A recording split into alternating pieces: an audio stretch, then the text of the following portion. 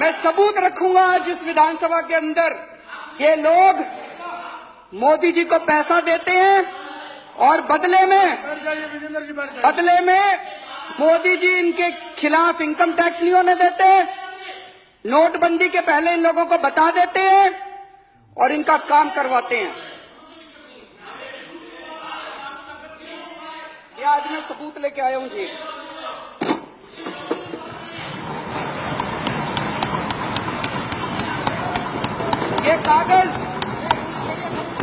ये कागज मेरे कागज नहीं है जी, ये इनकम टैक्स डिपार्टमेंट के कागज हैं। इनकम टैक्स डिपार्टमेंट ने 15 अक्टूबर 2013 को आदित्य बिड़ला ग्रुप के ऊपर रेड हुई।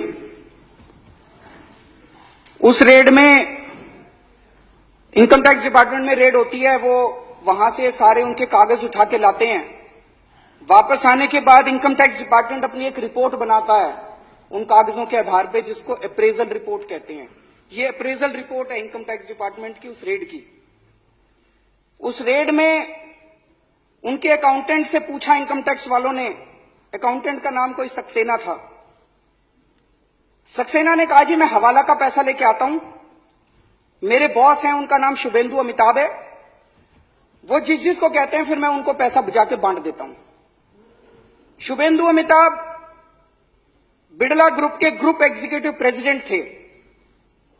शुभेंदु अमिताभ के लैपटॉप, फोन, ब्लैकबेरी सब चेक किए गए तो उनके लैपटॉप से एक एंट्री मिली। ये एंट्री है 16 नवंबर 2012 की। इसमें लिखा हुआ है गुजरात सीएम 25 करोड़ रुपए। गुजरात सीएम के आगे 25 करोड़ रुपए, ब्रैकेट में लिखा है 12 डन, 12 दे दिए, रेस्ट क्वेश्चन मार्क। तो ये उसके बाद इनकम टैक्स डिपार्टमेंट ने अपनी एनालिसिस की है। ये उसकी एनालिसिस की कॉपी है। एनालिसिस में इनकम टैक्स डिपार्टमेंट लिखता है, considering the highly incriminating nature of transactions in the data retrieved from the laptop and hard disk of Shubhendu Amitabh and evasive replies and unsubstantiated claims made by him, it would be imperative for the assessing officer to scrutinize the data available in seized documents, including the laptop and hard disk, and determine the quantum of income concealed by Shri Shubhendu. Appraisal report उसके बाद assessing officer के पास जाती है और assessing officer फिर 2 साल लगा के उसकी इनकम का असेसमेंट करता है, ऑर्डर करता है। अक्टूबर 2013 में रेड हुई थी। उसके बाद 6 महीने बाद इनकी सरकार आ गई तो असेसिंग ऑफिसर की हिम्मत नहीं थी जो इसकी जांच कर सके। उसके बाद तो इसकी कोई जांच नहीं हुई उसके बाद।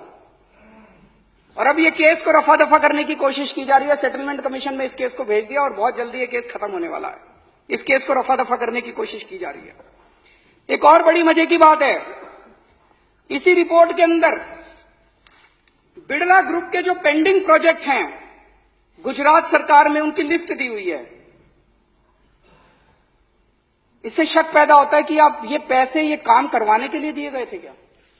इसमें लिखा है, levy of stamp duty matter has been taken up at the principal secretary level and through the honourable chief minister's office. Deputy collector stamp has been instructed from Gandhinagar not to initiate any action. मतलब कि मुख्यमंत्री दफ्तर, गुजरात के मुख्यमंत्री दफ्तर ने stamp duty ना लेने के आदेश दे दिए हैं।